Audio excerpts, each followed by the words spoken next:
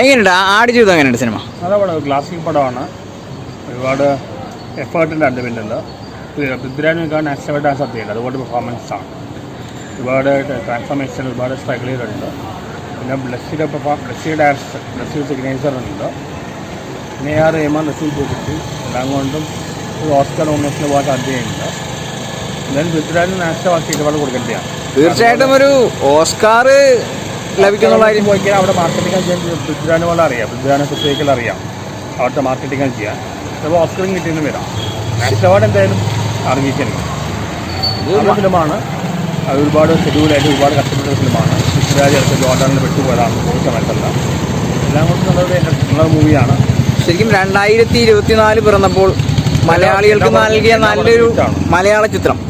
അതിന് ഇനിയിപ്പോൾ റിവ്യൂസ് കുറ്റം പറയാൻ പാടില്ല. കാരണം എല്ലാ പടവും ഓടുന്നുണ്ട്. നല്ല പടമാണെങ്കിൽ ഓടും.